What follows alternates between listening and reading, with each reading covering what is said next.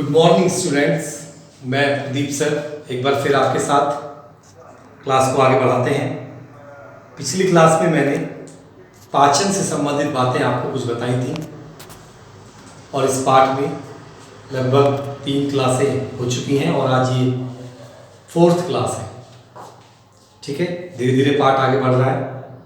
पाठ थोड़ा सा जितना आगे बढ़ेगा उतना थोड़ा सा जटिल होता जाएगा, पर उस जटिलता को मैं आपकी सरलता में बदलता चलूँगा और छोटे छोटे टुकड़ों में इस पाठ को पढ़ाने से ये पाठ आपको आसान लगेगा। बस वीडियो को ध्यान से देखिए। आज जो मैं वीडियो देने वाला हूँ उसको मिलाकर 4 वीडियो हो जाएंगे और कल संडे है, तो चारों वीडियो एक साथ देखें और कम से कम 2 बार देखें, ताकि आपको ये पाठ जितना मैंने पढ़ा दिया है आपको अच्छे से समझ में आ जाए। और आगे जो पाठ अब आने वाला है वो थोड़ा सा जटिल है, लेकिन मैं इस पाठ को आपको बिंदुओं के रूप में समझाऊंगा, आपको ये अच्छे से समझ में आता चला जाएगा। चलिए अब आगे चलते हैं। मैंने कल पाचन से संबंधित जो बातें बताई थी उनमें बताया था कि मुख में जब हम भोजन को डालते हैं तो वहाँ कौन कौन सी क्रियाएँ होती हैं और क्या किस चीज़ का पाचन होता है। तो मुख्य रूप से कार्बोहाइड्रेट जो है वो जटिल रूप से सरल रूप में बदलता है टॉयलिन एंजाइम की उपस्थिति में। अब आगे बढ़ते हैं। मुंह के बाद भोजन जाता है ग्रसनी में। ये मुंह के बाद जो नली है ये ग्रसनी है। इसमें मैंने बताया छल्ले की आकृति की संरचनाएं होती हैं और क्रमानुकंचन गति होती है, सिकुड़ना और फैलना, जिससे कारण भोजन नीचे उतरता चला जाता है और नीचे आमाशय में पहुंचता है। अब आगे पढ़ते हैं कि आमाशय में दरअसल क्या होता है। आमाशय में जठर रस निकलता है और एक श्लेष्म पदार्थ भी निकलता है। ये दीवारों के सहारे रहता है, चिपचिपा पदार्थ है, ये श्लेष्म दीवारों पर रहता है। तो आमाशय में जठर ग्रंथियां होती हैं, उनसे जठर रस निकलता है। जठर रस जठर ग्रंथियों से निकलता है। याद रखना है इसके अंदर क्या क्या होता है। इसके अंदर हाइड्रोक्लोरिक अम्ल होता है, पेप्सिन, रेनिन और गैस्ट्रिक लाइपेज एंजाइम होते हैं। ये एंजाइम्स हैं, ठीक है। और हाइड्रोक्लोरिक अम्ल है, ये एक अम्ल होता है, आप जानते हैं, ठीक है। आमाशय में स्टोमक जिसे कहते हैं लेफ्ट साइड में होता है। इसमें 3 से 5 घंटे भोजन रुकता है। और उस 3 से 5 घंटे में क्या क्या होता है भोजन के साथ में, आइए थोड़ा देखते हैं। तो सबसे पहले मैंने बताया कि जठर रस निकलता है, जिसकी घटक है हाइड्रोक्लोरिक अम्ल, pepsin, rennin, gastric lipase enzyme और एक श्लेष्म पदार्थ भी निकलता है। वो क्या करता है, ये जो हाइड्रोक्लोरिक अम्ल है बहुत खतरनाक अम्ल है। तो आमाशय की जो दीवारें हैं, हाइड्रोक्लोरिक अम्ल उनको नुकसान ना पहुंचाए, इसलिए श्लेष्म दीवारों पर होता है। चलिए सबसे पहले हाइड्रोक्लोरिक अम्ल का कार्य ही पढ़ लेते हैं कि पेट में अम्ल क्यों बनता है, ठीक है। आपने सुना भी होगा, बहुत से लोग कहते हैं मुझे एसिडिटी हो रही है। तो क्यों हो रही है एसिडिटी?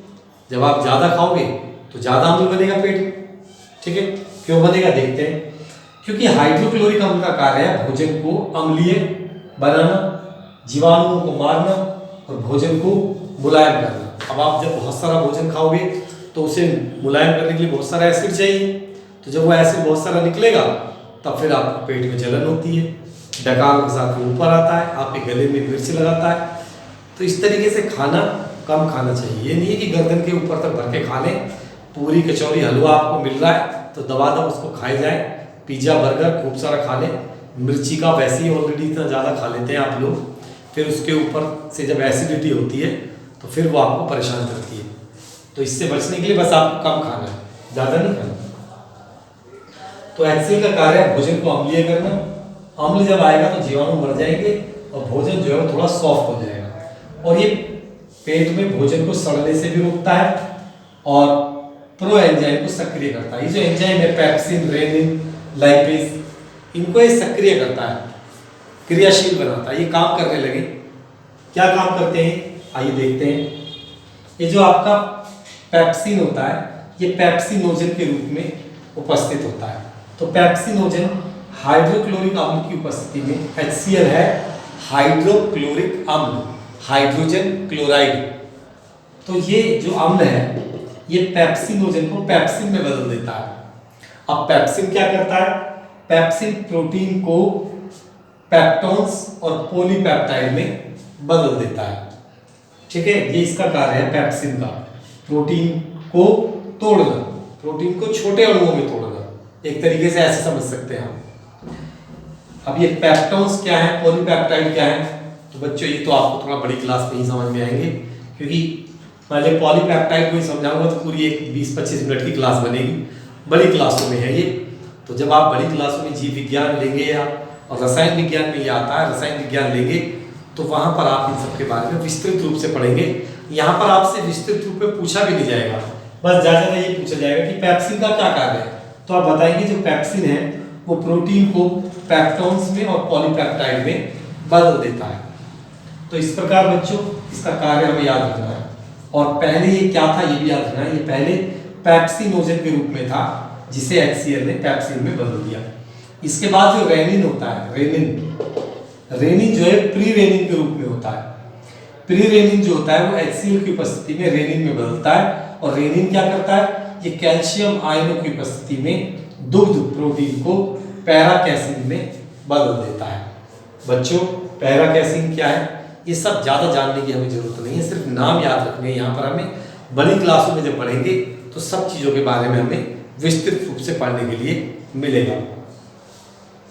अब ये जो लाइपेज है, lipase enzyme, gastric lipase enzyme, ये क्या करता है, ये वसा को ट्राइग्लिसराइड में बदल देता है। ट्राइग्लिसराइड, ग्लिसराइड क्या होते हैं, फिर आपको ही बात आती है बच्चों, ग्लिसराइड भी आप बड़ी क्लासों में ही जान पाएंगे, वहीं आपको पता लगेगा इन सब के बारे में। अभी यहाँ सिर्फ आपने नाम याद रखने हैं।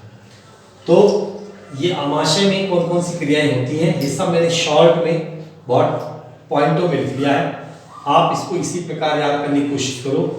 इसमें से एक आध क्वेश्चन पेपर में आने की संभावना बहुत ज़्यादा होती है और लॉन्ग क्वेश्चन भी बन सकता है पाचन के ऊपर कि पाचन क्रिया का विस्तृत वर्णन कीजिए। तब आपको पहले मुंह के बारे में बताना पड़ेगा, फिर ग्रसनी, फिर आमाशय, फिर छोटी आंत, फिर बड़ी आंत, ये 4-5 चीज़ें आपको बतानी पड़ेंगी। अब इसके बाद जब 3 से 5 घंटे भोजन आमाशय में रहता है और ये सारी क्रियाएं होती हैं, तो अब यहाँ पर जो भोजन है वो बिल्कुल सॉफ्ट, एकदम मुलायम हो जाता है। ठीक है, और इसको हम कहते हैं काइम। क्या कहते हैं, आमाशय से जब भोजन आगे बढ़ता है तो उसको हम क्या कहते हैं, काइम। अब काइम जो होता है आमाशय से सीधा कहाँ जाएगा, छोटी आंत में। अब छोटी आंत से बहुत सारी ग्रंथियाँ जुड़ी होती हैं। कौन कौन सी ग्रंथियाँ जुड़ी होती हैं उनको मैं चित्र द्वारा दिखाने का प्रयास करूँगा या फिर किताब में फोटो दिखाने का प्रयास करूँगा, और कौन कौन से जो एंजाइम है या कौन कौन से रस हैं जो अब भोजन में मिलेंगे, जो मैंने काइम आपको बताया है। तो बच्चों अब जो है हमारा भोजन आमाशय से 3 से 5 घंटे बाद पहुंचता है छोटी आंत में। जैसे कि मैंने बताया छोटी आंत से बहुत सारे अंग जुड़े होते हैं, जैसे यकृत जुड़ा होता है, अग्नाशय जुड़ा होता है। यकृत से पित्तरस, अग्नाशय से अग्नाशयी रस अब भोजन में मिलते हैं। छोटी आंत को 2 भागों में बांट सकते हैं, उसका एक प्रारंभिक भाग जिसे हम ग्रसनी कहते हैं और उसके पीछे का भाग जिसे हम शेषांत बोलेंगे।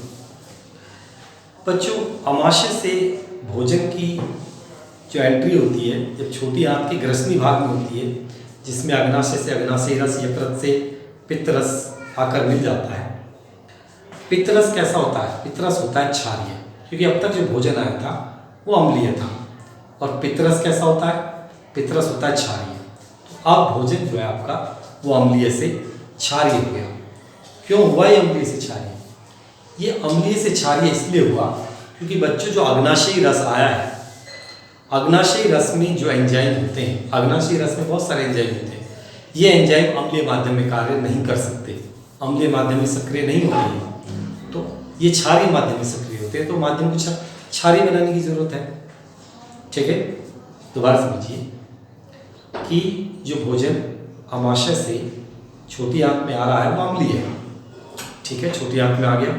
अब मैंने कहा कि छोटी आंत से कई ऑर्गन भी जुड़े होते हैं, जैसे कि अग्नाशय, पैनक्रिया कहते हैं जिसे इंग्लिश में पैनक्रियाज, यकृत जिसे लीवर कहते हैं, यकृत से पित्तरस आता है और अग्नाशय से अग्नाशयी रस आता है। पित्तरस आपका क्षारीय होता है, जब ये भोजन में घुलेगा तो भोजन अम्लीय से क्षारीय हो जाएगा। तो मैंने कहा क्यों इसकी जरूरत पड़ी, तो इसकी जरूरत इसलिए पड़ी क्योंकि जो अग्नाशयी रस होता है उसके अंदर जो एंजाइम होते हैं वो क्षारीय माध्यम में ही सक्रिय होते हैं। तो यहाँ पर जो आपका जो भोजन है वो अब अम्लीय से क्षारीय हो गया। तो अब ये जो अग्नाशयी रस के एंजाइम हैं ये क्या क्या करते हैं, इनकी कौन कौन सी क्रियाएं होती हैं, भोजन के किस भाग को किस रूप में ये बदलते हैं, आइए देखते हैं। तो छोटी आंत को मैंने दो भाग में बांटा, इसमें पहला भाग है ग्रहणी। ग्रहणी में क्या होता है, अग्नाशय से अग्नाशयी रस आता है और यकृत से पित्तरस आता है। यकृत से जो पित्तरस आता है मैंने बताया वो क्षारीय होता है। क्षारीय होने का कारण बताया कि क्षारीय माध्यम में ही अग्नाशयी रस के जो एंजाइम होते हैं वो कार्य करेंगे। ठीक है, देखते हैं कौन कौन से एंजाइम और उनके क्या क्या कार्य हैं। तो पहले आता है ट्रिप्सिन। ट्रिप्सिन का क्या कार्य है, ये प्रोटीन को पेप्टोन्स में और पॉलीपेप्टाइड में चेंज कर देता है। ठीक है, ये काम आपको पहले भी पता होगा, रेनिन ने भी यही किया था। रेनिन ने प्रोटीन को पेप्टोन्स में और पॉलीपेप्टाइड में बदला था, लेकिन वो रेनिन जो है वो अम्लीय माध्यम में कार्य करता है और ट्रिप्सिन जो है ये क्षारीय माध्यम में कार्य करता है। ये दोनों में अंतर है। अगर कोई पूछे कि ट्रिप्सिन में और रेनिन में क्या अंतर है, तो रेनिन अम्लीय माध्यम में कार्य करता है और ट्रिप्सिन क्षारीय माध्यम में कार्य करता है। पाठ थोड़ा सा जटिल होगा बच्चों, पर आप थोड़ा ध्यान लगाए रखेंगे तो आपको बहुत आसानी से आ जाएगा। अब आता है नंबर दूसरा एंजाइम है एमाइलेज। एमाइलेज एंजाइम क्या करता है, स्टार्च यानी मंड को माल्टोज में बदल देता है। बच्चों ये मुंह में भी हुआ था, टॉयलिन एंजाइम ने भी, टॉयलिन ने भी जो मंड था, जो शर्कराएं थी उनको तोड़ा था। वहाँ ये माल्टोज भी एक शर्करा ही है, तो वहाँ भी आपको याद रखना, वहाँ टॉयलिन ने किया था मुंह में और छोटी आंत की ग्रहणी में ये किया था किसने, मंड ने। ठीक है, तो बच्चों इसको आप ध्यान देंगे। अब आगे आता है लाइपेज। लाइपेज एंजाइम क्या करता है, वसा यानी जो आप घी खाते हैं, जो चर्बी होती है उसको वसा अम्ल और ग्लिसरॉल में बदल देता है। ये वसा अम्ल हमारे बहुत काम के हैं और ग्लिसरॉल जो है ये एक तेल जैसा पदार्थ होता है, चिकना पदार्थ होता है। ग्लिसरॉल या ग्लिसरीन, आप लोगों ने ग्लिसरीन बहुत बेहतर तरीके से जानते होंगे। ग्लिसरीन बहुत सारे दवाइयों में, टूथपेस्ट में, क्रीम में, चेहरे पर आप क्रीम लगाते हैं उनमें डाला जाता है। तो ये ग्लिसरीन क्या करता है, ये जो पचने के बाद जो भोजन बचेगा, जो मल होता है उसको चिकना बना देता है, उसके रास्ते को चिकना बना देता है ताकि आसानी से मल हमारा बाहर निकल जाए। ठीक है, तो ये भी बहुत इंपॉर्टेंट है और वसीय अम्ल तो हमारे लिए महत्वपूर्ण है। अब नंबर 4 आता है न्यूक्लिएज। ये जो एंजाइम है ये क्या करता है, ये न्यूक्लिक अम्लों को न्यूक्लियोटाइड में बदल देता है। न्यूक्लिक अम्ल जटिल होते हैं, उन्हें सरल न्यूक्लियोटाइड में बदल देता है। तो इस प्रकार छोटी आंत के पहले ग्रहणी वाले भाग में ये 4 क्रियाएं होती हैं और उससे क्या क्या जुड़ा होता है ये सब मैंने आपको बताया है। तो बच्चों मैं चाहता हूं कि आप इस पाठ के इसके जटिल भाग जो है इसको थोड़ा थोड़ा पढ़ें, थोड़ा थोड़ा याद करें, थोड़ा थोड़ा लिख लिख के याद करें, बार बार वीडियोस को देखें। जो भी मैं बातें बताता हूँ वो आपको याद हो जाएगी और फिर आपको ज़्यादा दिक्कत नहीं आएगी।